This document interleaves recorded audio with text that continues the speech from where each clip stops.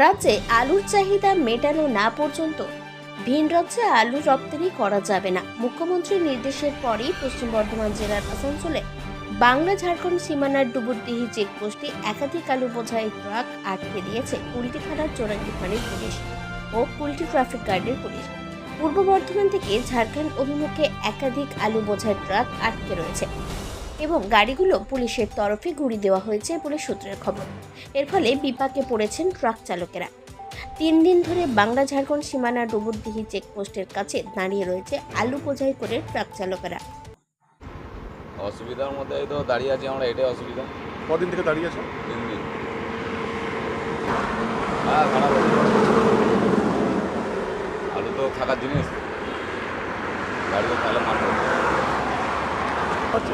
গাড়ি তো পার হয়েছে, গাড়ি তো আরও ছিল এখানে। আমরা তো উঠছে দেখছি গাড়ি নেই, আর অনেক গাড়ি চলে গেছে। ঝাড়খণ্ড নম্বর গাড়িগুলো সব চলে গেছে। কোন দিকে গেছে? এইদিকে গেছে, ওই কী নাম বলে ওটা, তোমার ওই জামতারা হয়ে যাচ্ছে গাড়ি।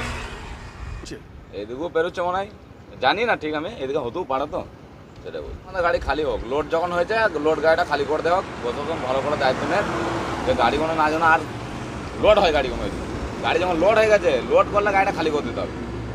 কতটা প্রচুর অসুবিধা আছে আমাদের, তো খাবার পর্যন্ত পয়সা নেই আমাদের কাছে, আমরা কী করবো?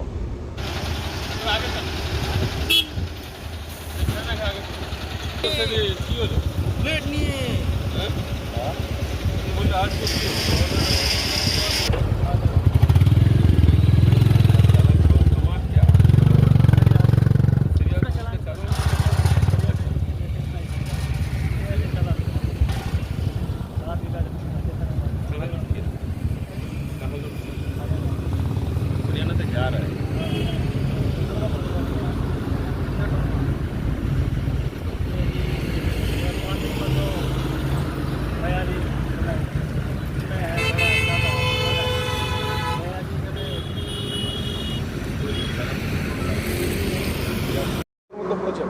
অবস্থা ভালোই অবস্থা আছে। কি লোড আছে গাড়ি? আলু হচ্ছে আর অন্য গাড়ি ফাঁক ফুক করে ফ্রেই চলে যাচ্ছে।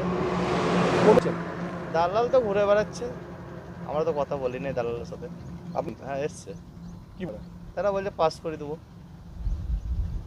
আপনারা ফুল ক্ষতির মধ্যেই আছে। কি অবস্থা এখন? আপনারা কি চাইছেন? আমরা চাইছি এই গাড়িগুলো পাস করতে। কি নাম আপনার?